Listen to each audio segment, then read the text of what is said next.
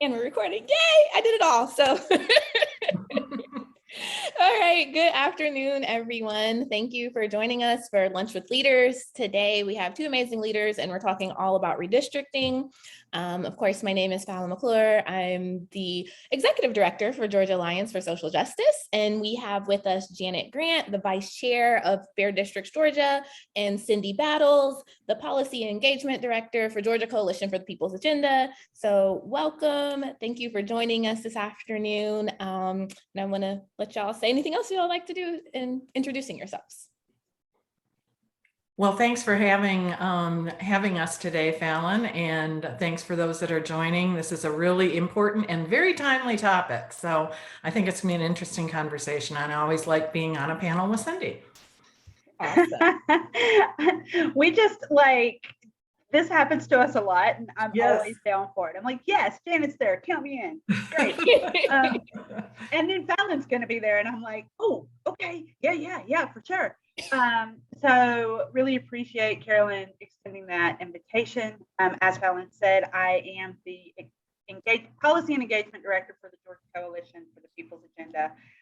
We were convened by Dr. Joseph Lowry in the mid-1990s, working on voter education, voting rights, redistricting, criminal justice reform, education, environment, and equity in economy, income, those kind of things. I'm sorry, this whole infrastructure and budget resolution and all of the things, that is where my brain has been all day. And I will give you the best I have left. And I'm sorry. It's not great. No worries. We appreciate it. We're only halfway through the day, Cindy. We totally appreciate it. So it's so funny because just a few moments before we went live, I was just mentioning, my brain has all been on the Build Back Better and all of the things related to that. And so, yes, because we were talking about that along with, the Freedom to Vote Act and all of the PRO Act, all the things that are moving through Congress right now that are, really going to make it so much better for all of our folks, right? So, but with that said, let's get into the whole redistricting piece. So, Janet, if you don't mind, can you give us some background and history on just redistricting general, like what is it? And then maybe some insight on redistricting in Georgia? Sure. And I'll go ahead, and then I know Cindy will probably have some things to add.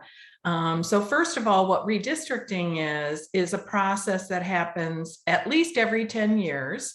It's required after the census. And the reason that redistricting needs to happen is because we move around and populations change, and we want to have districts that have even amount of populations, both at the federal level, so our congressional districts, as well as at the state level with our state house, our House and Senate, as well as in the local municipalities. So, school board districts, county commission districts, et cetera. And so there's a lot of redistricting that's going to be happening this year, given that the census came out. So we had the census come out on April 26th. The results that came out then was really the apportionment numbers, which tells us how many congressional districts every state gets. And while we grew more than 1 million residents in Georgia in the last 10 years, which was an increase of about 10.6%, we did not get any additional congressional districts. So we're staying at 14 for congressional districts. Now we're moving into the redistricting process. And on August the 12th, the Census Bureau released the detailed raw data that is required for states to be able to actually draw maps. And we all have that information now too. And one of the cool things that is happening this year is that there are a lot of tools that are empowering lots of people to be able to understand this information and even draw their own maps and give input on maps, etc. So a couple of takeaways from that data for us here in Georgia, really two big ones. One is that we see a big shift from the rural populations to more urban populations. So that's going to have an impact certainly on the maps that we see. We'll have more districts in more urban areas, and the districts in the more rural areas will get a lot larger because the population is declining. And then the other real takeaway is the diversification that has happened in Georgia. Very significant. We have, just for the white population, it's just a little over 50% now in the state of Georgia. Very significant decrease from even 10 years ago, and an increase not only in the Black population, but in across minority populations, Hispanic and Asian Americans, and a big category called other, also increasing. So at Fair Districts Georgia, we struck up a partnership about a year ago with the Princeton Gerrymandering Project. And we looked at the last 20 years of redistricting in Georgia. And really, the bottom line results from that were both parties, unfortunately, have used redistricting to their partisan advantage. Back in the 2000, after the 2000 census in 2001, the Democrats definitely, gerrymandered districts. Those were actually struck down by courts in 2004.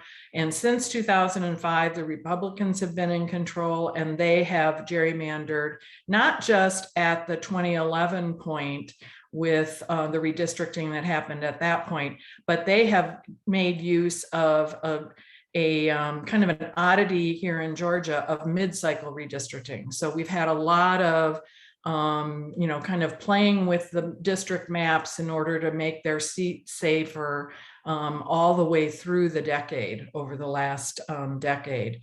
And the work that we're doing now at Fair Districts is that we've developed with Princeton benchmarks, fairness benchmarks, to say, what should we expect to see given these census results? What would fair maps look like? And so we just put those out publicly last week, and we're prepared now to use those to evaluate maps as they come out.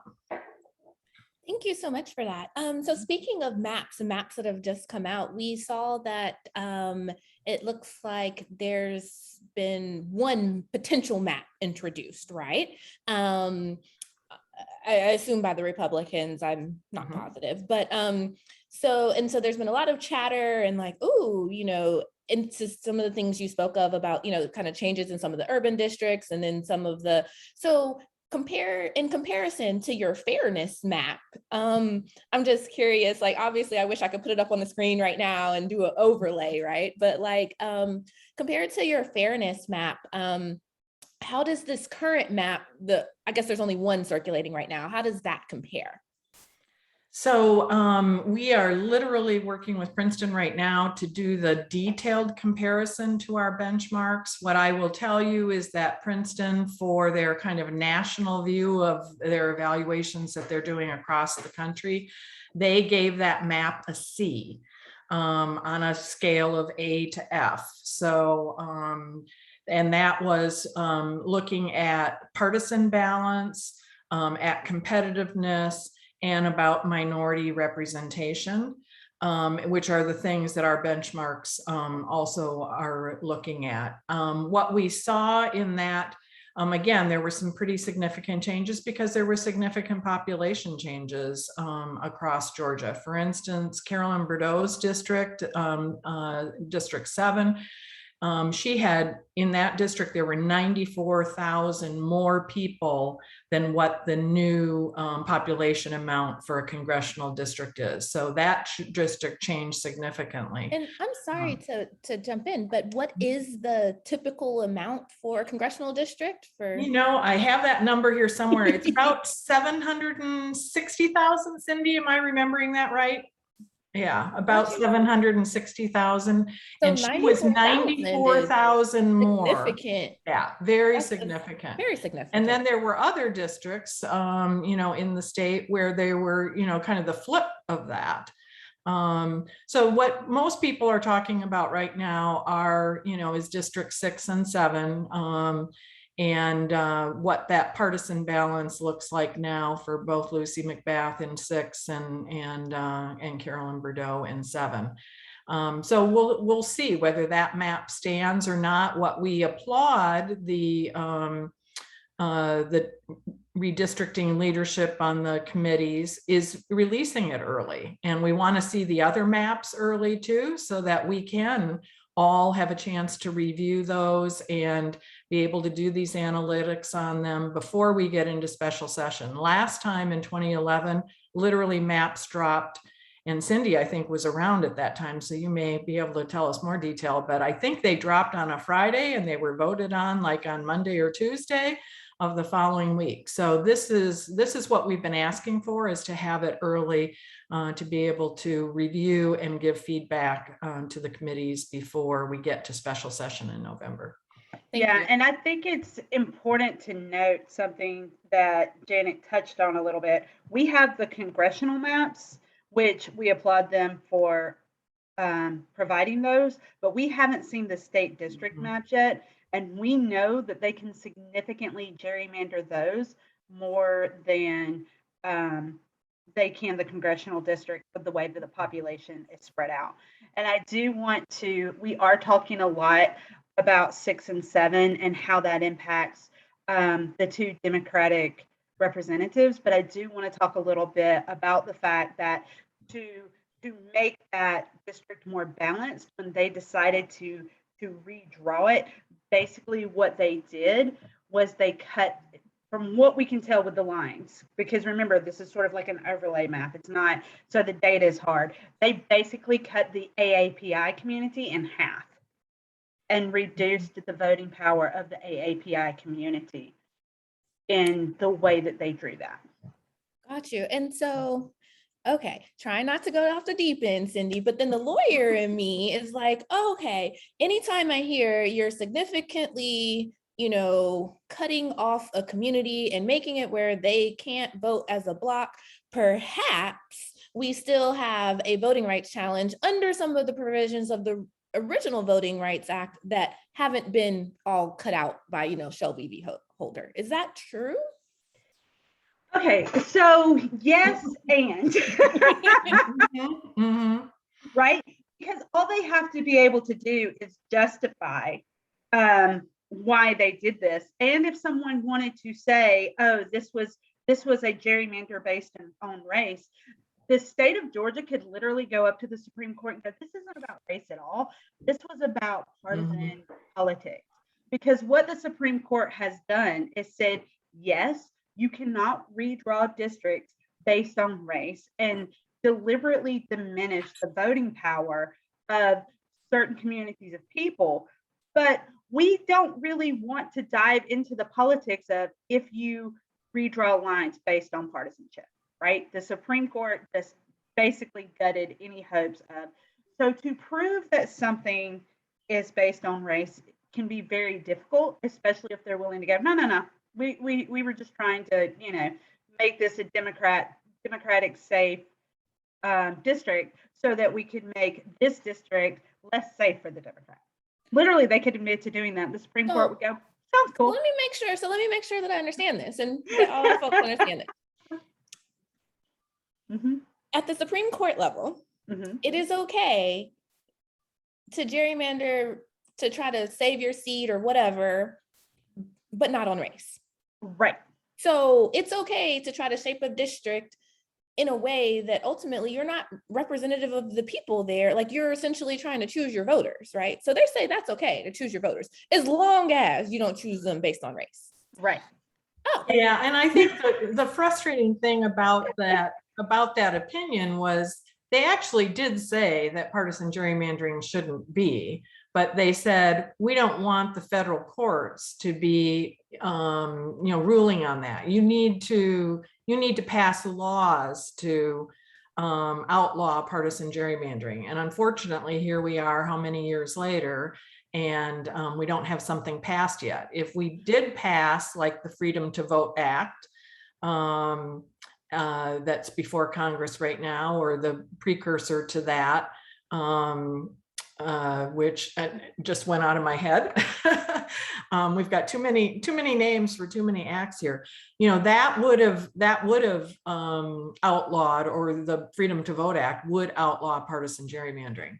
Gotcha. But as Cindy said, you know, they, you know, definitely left in place the Voting Rights Act issues, but it does get very conflated between race and partisan, and you really have to have, as one of the cases in North Carolina, you know, essentially the Republicans said, fine, we're going to gerrymander based on, you know, partisanship, and only because they were able in discovery to get information about the fact that it really was based on race were they able to, you know, get a ruling and overturn those maps. So it does get very, you know, very touchy here.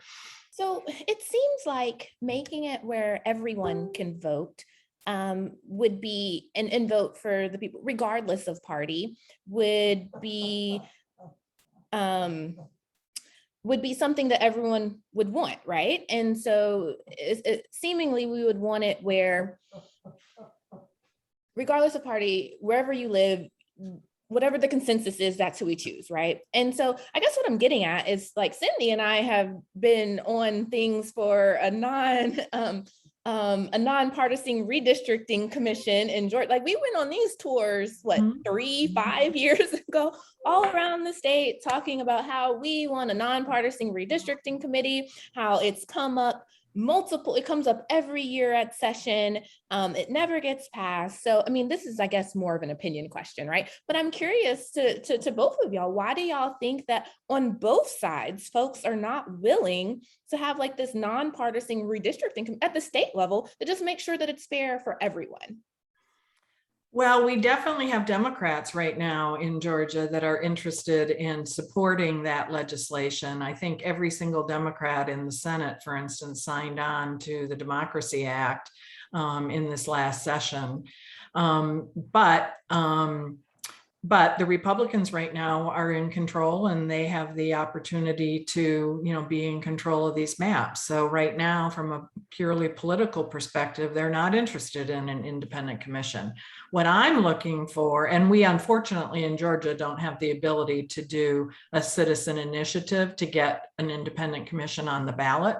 Many other states have had that ability, and overwhelmingly people vote for that. Both Republicans and Democrats and independents all believe that this should be an independent process. But unfortunately, the incentives are so strong for both parties that when they have the opportunity, they're taking it. What I was hoping is that once we get to more of a blue or a purple state, a swing state, which we are definitely approaching here in Georgia, that Republicans would be more interested in having an independent commission than potentially having the Democrats in charge the next time around. And that happened recently in the state of Virginia. Virginia, like us, had to have legislative passage before it could go before the voters. And right at that kind of cusp of time when it was flipping from Republican to Democrat control, then both parties got on board. So that's what I'm looking for. I'm hoping that as we go into next year, that we can be starting to have the conversation on both sides of the aisle about why an independent commission could be a benefit in Georgia. And I know you've been around this for a lot longer, so. No, I mean, I think that we all sort of hope that, and then to be completely honest, I think the 2020 elections kind of surprised some of us with the results. I do want to say, while 7 of the 10 most gerrymandered states are Republican controlled, Democrats are doing this too. Yes. And I think that as much as we hate to admit it, because we want our preferred party to be the party of the people, or the party that supports democracy or whatever, the reality is partisan politics is never going to be about the people and the power of the voter. It's always going to be about maintaining that power. we've already seen lawsuits being filed in states that are democratically controlled and are trying to gerrymander their maps. We're going to see the same thing in Republican controlled states. It is very possible, like Fallon mentioned earlier, that we're going to see that in Georgia. We need to, and it comes to a place where politicians need to understand that finagling the rules so that they can maintain power is not a long-term solution. It's a solution that we've been trying, like James Madison or James Monroe. I was reading in a book the other day. They tried to draw him out of his district. It is something we have tried over and over since the birth of our nation. And people are going to out-organize that every time. Are we going to be tired? Yes. Are we going to use our resources? Yes. But this is not a long-term solution. What is a long-term solution is listening to your voters and giving them and their communities what they need.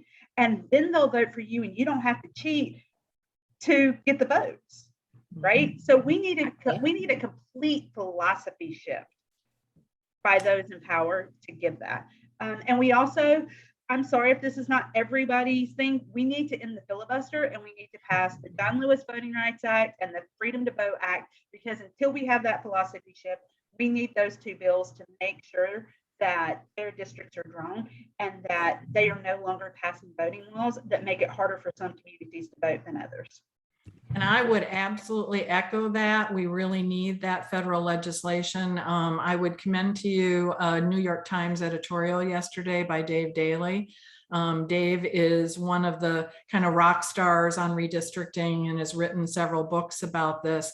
And his editorial yesterday was about the fact that in states that have passed independent commissions, in several of those states, the politicians are figuring out ways around that. And he gives some examples of that, including New York, where the Democrats were doing it, and in Ohio, where the Republicans are doing it. And they're essentially taking loopholes that were in place in order to still put in gerrymandered maps. So I absolutely concur with Cindy's call for we've got to pass the Freedom to Vote Act and the John Lewis Voting Rights Advancement Act, I think it is, right? In order to really bring an end to this. And what's interesting to me is, you know, again, it goes back to not listening to your voters. I mean, the vast majority of Americans, and I would say the vast majority of people in Georgia, want fair maps and a fair redistricting process. In the summertime, the redistricting committees, the joint redistricting committees held hearings across the state. And GPB put together a nice little summary of what came out in those hearings, and something like 62% said that the priority was fair maps. And then another like 45% or something, I'm not remembering the exact numbers, wanted transparency in the process and also the opportunity for public input on the maps. So, you know, we want our elected officials to hear us, and across both, you know, across the spectrum, people believe that fair redistricting is what we should have as a democracy. Definitely. Okay, so now we've been kind of talking about like the federal, right? Because obviously that helps. Like if the federal passes, then that makes it easier for us here. But now I want to turn a little bit to, you know, Georgia and what we can do here. So we've seen that the governor issued the proclamation or whatever. There's a special session, you know, look, sorry, it's not whatever, but I'm like, I'm probably messing up the term, but whatever, the piece of paper that says that I think it is proclamation. Oh, okay. Uh-huh. that the special session starts like November 3rd. So Cindy, can you tell us, oh, it's a proclamation. Okay, cool. So Cindy, can you tell us about like, well, number one, like, let's back up. I don't like to assume that people know all the things. So like, what is a special session? And then what can we expect in this special session? And what should we be watching for? You know, especially as we're heading into that holiday season where we're like, everyone wants to like zone out and not be as engaged through the end of the year. Okay, so the governor in the state of Georgia has the right to call a special session if he has good cause. The last time we've seen a special session was when Governor Kemp needed the legislature to approve special funding for the counties that were impacted by Hurricane Michael, right? Because our legislature is not 365, they have like those 40 days, 3 months out of the year. It requires a special session to get things done. The governor can basically make an agenda for that. So he has a reason, which is the redistricting process, which he has to do because Constitution. And then he added several other things to that. So yes, we are going to start on the 3rd, and we're anticipating that this is going to be about 3 weeks. In those 3 weeks, they have to vote on the new maps. There's a very vague something or the other about municipalities and that sort of thing, which he won't comment on, but it either has something to do with Buckhead City, also known as White Flight. Sorry, that's just my opinion, just saying. Or we're also kind of anticipating some anti-mask mandate legislation, even though a number of federal courts are finding that those are unconstitutional. And then he's got some tax breaks on there because whenever it has a revenue surplus, our governor wants to give folks a tax break, especially if it's an election year. It's going to cost Georgia millions of dollars, and the average family will see about $100 savings a year, not a month, a year. So obviously I have feelings about that as well, especially when we can't fully fund public education. So this is all going to happen in 3 weeks. It is going to be fast. It is going to be hectic, and there will probably be some cleanup in the regular legislative session, which will start in January. So what you're going to expect is a lot of committee hearings. We're going to need folks to be paying attention. We're going to need to have folks who have their representatives on speed dial, because we're going to be asking you to call. I don't know if Janet's heard the same rumor, but I've heard the rumor that this is not the map that we're actually going to see them vote on. And it's really important to note that a number of Democrats have said that map was released without them ever seeing it.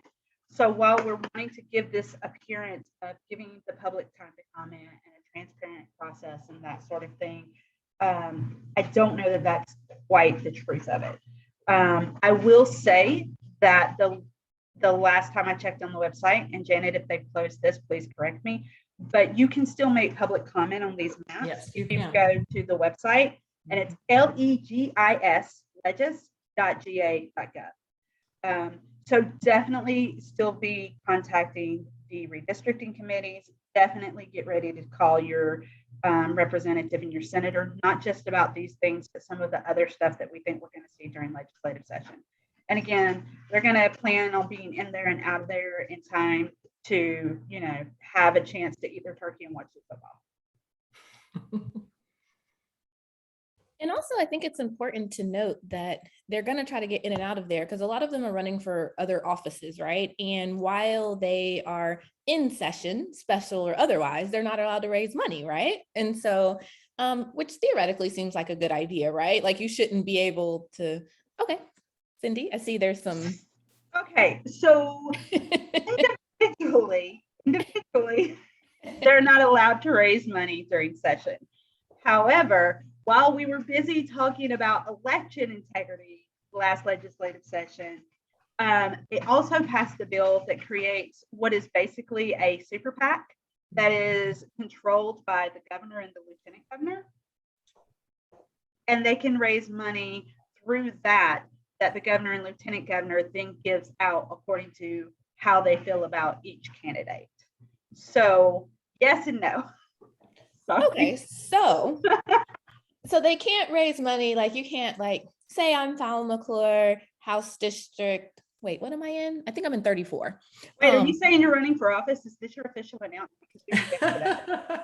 I would knock doors for that.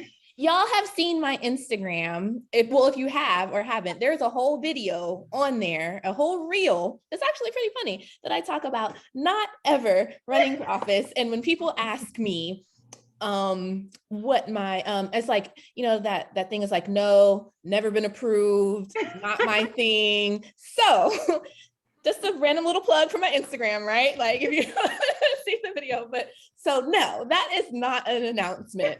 I was trying, so back to my example. So let's say John Doe, to make sure we don't confuse anyone. So if John Doe is running for House District 34, so during this special session, you can't donate directly to John Doe, but this super PAC, you could donate to this super PAC, and then the super PAC, theoretically, they're like, John Doe, I like what you did during that special session. I'm gonna give you a little bonus, right? Because you toed the party line. So then we're good. So is that how this kind of works? But for those folks that perhaps know that they probably won't get any funding from that super PAC, it does give them an incentive to potentially rush through this process, right? And so those are three very, very big things that you're talking about, here. I mean, obviously redistricting being the biggest, but whole cityhood and annexation and like the impacts that they can have on our biggest city where the capital is located is something that we wouldn't want to rush through. And, the mask thing, I'm like, why? But that's a whole nother, But so I guess my point being that, so you talked about us, having folks on speed dial and being vigilant and watching. But what do you think, what are conversations we could even be having with legislators, perhaps on both sides before, because we have like a month. And I feel like a lot of times we end up being reactive, right? Instead of proactive. It just happens, right? There's so many issues where, we're over here focusing on the Build Back Better Act for in Congress for very great reasons, right? But so what can we do between now and November 3rd through maybe 30th, right? But what can we start doing now? I mean, going back to what we said earlier, there's still time to make public comment. That's part of the public record for this process they've done their public hearings, but you can still make public comment there. Organizing your community, talking to them, telling them why this is important. Just to give an example, every issue that you care about is impacted by gerrymandering and fair districts, right? Let's talk a little bit about something that is super hype right now, because we know that the Supreme Court allowed this reproductive justice travesty law to take place in Texas over a technicality, right? We know that the federal court heard HB 481, which was the anti-abortion bill that passed a couple of sessions ago. They're waiting on the Supreme Court to decide that case ultimately. Meanwhile, Senator Miller has decided that he is going to introduce a bill that is very similar to what Texas introduced during the regular session. Now, here's why he's going to do that. In a state with fair maps. And I'm sorry, just one thing, just for clarification, yeah. Georgia Senator Miller. Yeah, Georgia Senator Miller, Rich Miller. In a state where districts are fair, then both your primary election and your general election is important. In a state that is heavily gerrymandered, the way that Georgia often is, a good 80% of our elections are not competitive in the general election. As a matter of fact, we've seen races won in the primary because no challenger from the other parties even going to waste money. So what that means is you have to make sure that you can't be beat by a primary opponent. And that primary opponent is going to be either further left than you or further right than you. So during the anti-abortion HB 481 fight a couple of years ago, the AJC actually did a poll that showed that 70% of Georgians do not want Roe versus Wade overturned. 70% of this state are in favor of Roe v. Wade, and we're not in favor of either the law that was passed or, one can assume, the one that is going to be introduced this legislative session. But it does not matter because Miller is not trying to represent those people. He is trying to appeal to the furthest right that he can get to. And that is why when we see gerrymandered maps, we don't see legislators that represent the majority of Georgians or their people. That's why we don't see, instead of fully funding public education, we're going to have an anti-CRT fight, because that is a hot topic issue, and that's how they get their voters fired up. So between now and November 3rd, the conversations that we need to be having are with our community about the issues that are important to us, and making sure that your representatives and your senators know that. We need to be making sure that you are making public comment on those things, and go to, because here's the other thing, not only are the state maps being drawn and the federal maps being drawn, but so are your local school board, your city council, your county commissioner. Go to those meetings and make sure you speak up, because all of the things that I'm talking about right now, and I realize I got on my soapbox, so I'm wrapping this up, I promise, but all of these things that we care about are being impacted in the next 4 weeks. Because going back to what Janet said, they'll probably drop those maps on the first day of session, and you can probably anticipate by the second week of session, they'll already have voted on them. So you brought up something about, we tend to think about this in redistricting, congressional districts, state house, state senate districts, but we talked about school board and municipalities. And so for those of us that, don't do this every day, who draws those lines? Is it the municipalities? Is it the state legislatures draw? Like who decides those things for these, the smaller subdivisions of, I guess, government, for lack of better words? So I feel like home rule is probably a whole segment of its own. So just to make it simple, for most of this, the city or the county draws those maps, but they have to be approved by the state. So that will also be happening during special session. Okay, so right now, individual cities and counties are looking at, they're taking the same census data, but like the smaller portions of it, right, that relate to their political subdivision. And so like, shoot, I don't actually live in a city limit. Okay, I live in Cobb County. And so Cobb County, and so the Cobb County commissioners are having some of these same meetings about maps and stuff that state legislators are having about state districts. And then, so the Cobb County, they're like, okay, this is what we think our map should be. Look, we have more people in District 5 now or whatever, right? And so we need to move the line over or something. And so then Cobb sends it to the state legislature. And then during the session, the state legislator will go through all 159 counties or all the ones that actually need to make the changes, and they will vote on those individually. Is that how that works? I don't know that they're planning on doing it individually, or they'll do it like they do, like when they're doing study committees where they just vote on them as a block and they say, fine, these are great. Or they'll pull certain ones out that they want to change and be like, no, not these. So they might be like, some of these metro Atlanta counties, because of how it's changing, we want to spend more time, but I don't know, Peach County doesn't have much changes. So, right. And this is the first time, and one of the reasons we don't know a whole lot about this process is because it's one of the first times that we've had sort of this process. Senator Matt Brass passed legislation. Honestly, I don't even remember the legislation, so I don't think we were paying attention. And I think it was the same session that like HB 481 and 316 were passing. But he passed SB 177, which created this new process. So I'm not even sure if they know exactly what that's supposed to look like. Because as we know, sometimes they pass legislation without thinking it all the way through. Mm-hmm. Yeah, and speaking back to that 481 and personhood, I'm like, a personhood of a few. Sorry, I digress. Yeah. I'm also not sure, Cindy, that all of those will actually be handled in special session either. Some may go into general session just because of the late time frame and how compact all of this has been. In Senate Bill 202 last year, they actually delayed for municipalities for new districts to have to be drawn and put in place.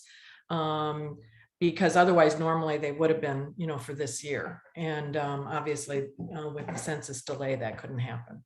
Right. So how does that then, Janet or Cindy, either one of you.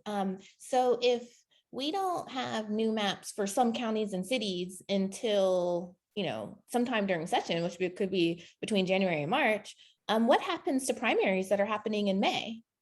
For some of these, well, I guess some cities are nonpartisan, so I guess they wouldn't be in a primary, but for the jurisdictions that perhaps would have primaries or something? Now, that's an interesting question because election officials are already asking the Secretary of State and the Georgia Assembly to delay the primary because of that. Okay. Right. So instead of like May, which is, I think that's when it is. They're asking for a month delay sometime in June for it to be in June. Okay, that's interesting. We also know about different times of year when people don't vote as much, AKA summer. So, I mean, May is already pushing it, right? But okay, I digress. And they also want to give an additional month on the qualifying. So instead of March, it would be April for qualifying. Okay, that's definitely very interesting. Okay, so now I want to, if y'all don't mind, we'll take it, we've gotten into all these sort of like nuts and bolts and you know, kind of high level stuff, which obviously is always great. But one of the things I always like to do in our conversations is learn a little bit more about like the folks that we have speaking to us. Because like we are whole people, right? Like we might live and breathe this stuff, but we also have lives and families and all kinds of other things. And so I just want to know perhaps like what brought both of you to this work? Why are you so passionate about it? And then just anything else you want to share. Janet, I feel like I've talked a lot in the last few minutes. You want to go first? Okay, well, so I'm actually a retired healthcare executive. So you would think, well, what brings you to this? So I spent my entire career in healthcare. I retired as an executive from Aetna about a couple of years ago. And in the roles that I have played in healthcare, though, I've always been involved in kind of government affairs side of things, working on various political issues, was very excited to be part of the movement that got Medicaid expansion in place in the state of Ohio, for instance. And what I saw in those processes over my career is how much gerrymandering really did impact what we were able to affect. And something, again, like Medicaid expansion, and Georgia's no different on this. You know, the vast majority of people in Ohio wanted Medicaid expansion, and yet we had, you know, Republicans in control in all three chambers. And luckily we ended up having, or in two chambers, luckily at that time we had a Republican governor in Governor Kasich, who was supportive of Medicaid expansion. So we were able to get that done. So anyway, then when I retired, we moved here to Atlanta 2 years ago to be near my daughter, or as I say more often, to be near our grandchildren. And I wanted to get involved in some meaningful ways, and getting involved with Fair Districts Georgia kind of came together. And so I've been really pleased to learn more about Georgia, learn more about redistricting in this process, and hopefully, you know, we can help make a difference in having at least fairer maps this time around. Cindy? So, oh gosh, so I don't think my journey is very odd, but I don't think it's what the point from point A to point B. I feel like a lot of people like do this. I'm a community organizer. I worked in Head Start. I've worked in anti-trafficking, all of that good stuff, and got really, really frustrated because a lot of times when we're doing community organizing or we're doing direct care, we're trying to change the results of a system that is in place. And you're always, like I tell people, like if you're doing anti-trafficking work, you need to look at the causes behind why are all of these girls at risk? Like, what is it about the education system, food insecurity? All of these things impact this thing, and they don't change. And why don't they change? Why are the same people who are going to be poor now having to look at the idea that their kids are going to be in the same situation? It is because there's a systemic problem in place. So somewhere down the line, I thought, okay, if I can get better people in office, then we can change the system. So I went from working the jobs that I had to working campaigns. And then I was like, why are the people that will change the system not getting elected? And then I like looked at that system and I'm like, oh, I need to change this to change this. So I got very involved in fair districts, changing election protection, voting rights, that sort of thing. Getting to come work for People's Agenda was huge for me because not only did I get to work on those things, but I get to work on the areas that make a huge difference as well that I was working on before. So like the criminal justice reform, equity in our economic system and our public education system and that sort of thing. Because a lot of what we've talked about, I want to be really, really clear, especially as a white woman sitting on this panel working for People's Agenda. The decisions that we see made, that we have talked about all day long, impact Black and brown communities at a higher rate than they do white communities, and they do that on purpose, right? This is a 100%, if you think they don't know what they're doing, they 100% know what they're doing, and it's going back to maintaining power is more important than the communities that they serve. So that is why I got into this work, how I got into this work, and why I'm passionate about it. Because I look around and I'm like, this has got to be better. It has got to be. I cannot leave this earth whenever that is. It will be something stupid, like I will trip over something and break my head. Because, and if you know me, you know Fallon's been on enough tours with me and saw me walking down the hall and trip over nothing that Fallon has been, yes, this is walk into a door, of course I will. But yeah, just the idea that at some point I'm going to leave this earth, and I'm hoping that when I do, I've left the communities around me in a better place than they were while I was here, because it is a system of white supremacy and power that needs to change. Awesome. Thank y'all both for getting a little personal. I know I just asked y'all to talk about redistricting and I'm like, hey, what's your why? But I feel like, a lot of times, sometimes it is important though. Sometimes to hear each other's whys, it helps us keep going in this work. This work is hard. It gets frustrating. It takes a lot of time and energy, and sometimes just hearing that little spark, or you get a spark from someone else's story. And so I appreciate y'all both for sharing. So just one of the last things I want to ask both of y'all is how do folks get more involved and engaged in Georgia Coalition for the People's Agenda or for Fair Districts Georgia? What events do y'all have coming up, obviously related to redistricting or otherwise, right? This is the time, plug all the things, say, all the things about how folks can get involved and engaged and continue to support this work. So Fair Districts is really an all volunteer organization, even though most of us feel like we're working full time. So we're always looking for people to get involved and get engaged. We have a wealth of information on our website. One unique thing about us is that we are totally focused on this issue. So if this is an issue you care about, and we hope again through the conversation we've had today that you realize that if you care about any other issue, you should care about this issue too. So learn more about it. And we do monthly town hall meetings. We just had one on Monday. You can check out that or any of the month's recordings on our website. The one on Monday was myths and facts about redistricting, and we tried to kind of bash some of the myths that we hear out there often.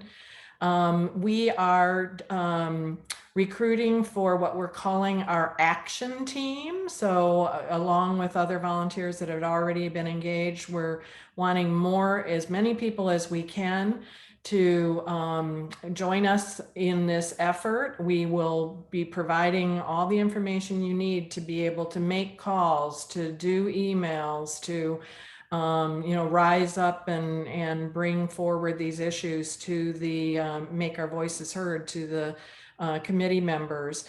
Back to the point that Cindy made, now is the time to continue to make public comments. That congressional map just came out this week. You have concerns or issues with it, plug those into that comment engine on the legislative website. And then the one other thing I was going to mention, this is not directly a Fair Districts effort, but Cindy kind of brought up the idea about representing your community and even mapping related to that. One of the things we heard in that public hearings across the state this summer was a lot of people speaking up about being concerned about their communities being split.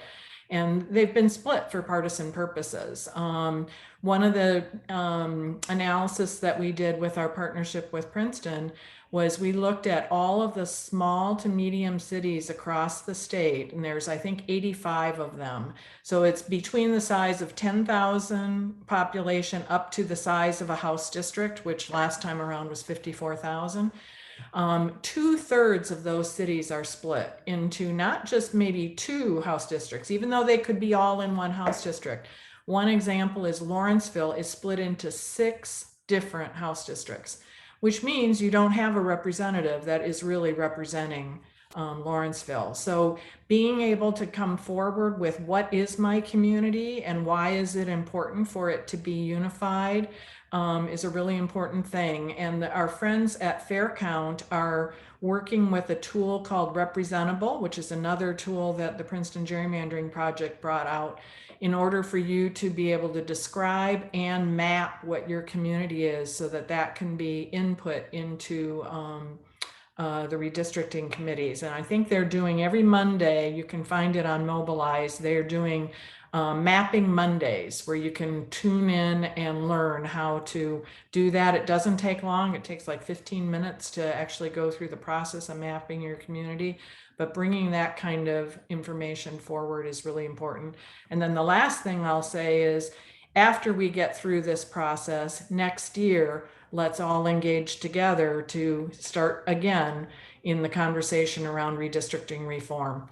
Now we'll have 10 years, but hopefully in the next 10 years, we will get that, get that passed. Awesome, thank you. Cindy? Every time you say that, I'm like, in the filibuster. Okay, I'm calm, I swear. I'm not really, I've never been calm a day in my life. Okay, so Georgia Coalition for the People's Agenda, I've told you guys the areas we work in. We would love to have y'all join the Democracy Squad, which is a team of volunteers that attend Board of Election meetings, make public hearing, help us out with special events. We are recruiting volunteers right now to help us during the municipal elections, kind of observing what happens on the outside of the polling locations, assisting voters, answering their questions, making sure they're at the right polling location, making sure they know all the changes that 202 created, all of these things. Like, it's a huge important thing. We have offices in 7 parts of the state. So we're in I think we're in like 92 of 159 counties. So if you're thinking, oh, I'm too far away from Atlanta, I got you. And we can plug you into what we're doing on a local level. Nationally, we're having White House Wednesdays, where we basically flood the president's White House line with calls to end the filibuster and pass voting rights legislation. We're also working with the DFAD Coalition to, if you guys want to, if you want to walk, bike, run, or caravan with us, from October 20th to October 23rd, we are marching through West Virginia to DC, where we will have a big rally in DC. Wow. And we'll have a bus that is going to leave Atlanta. We're taking a small group on the march, but we're taking a bigger group to the rally for that DC rally on the 23rd. So if you're interested in any of that, you can go to our Facebook, our Instagram, our Twitter. Our Facebook and Instagram is @GCP Agenda. Our Instagram is @GCPA Votes, and our website is www.thepeoplesagenda.org. And I forgot to say our website. It's fairdistrictsga.org. Thank y'all both very much. I will, if y'all can send me that information either to my email or to Caroline, we'll make sure that it goes out in our weekly newsletters. Also, we have like a volunteer opportunities site on our website, like with a calendar, and we're trying to do better about putting stuff on that. So if anything that y'all can send us, we'll make sure to put it on there along with, all the other opportunities we come across. So normally this would be the time for questions, but because I can't really see the Facebook Live feed, I don't think that there are any, but because I didn't use StreamYard this time, I'm kind of like, I can't see the questions if there were any. So if there are questions, if it's okay that, if they come in later, if I can email them to y'all or something, and we can get them, answers back to, our membership and stuff. If y'all are willing to do that, that would be super awesome. And so just thank you so much for taking the time with me this afternoon. I feel like when we actually finally get through COVID, like a lunch and learn will be actually like more like we're in a room having lunch and like a conversation together. I mean, it'd still be also live stream for access, but I appreciate y'all's flexibility and joining us and just sharing all this information and your knowledge and your stories. And I'm just so grateful and appreciative. And is there any last words either of y'all want to say? Just thanks a lot, Fallon. I really appreciate you. I really appreciate GAFSJ. I know we've partnered on a number of things. Carolyn was even at our Democracy Can't Sleep rally outside Senator Ossoff's office a couple of weeks. So we love the work y'all do. Awesome. Thank you so much. We'll be in touch. So thank y'all. Great. Thank you.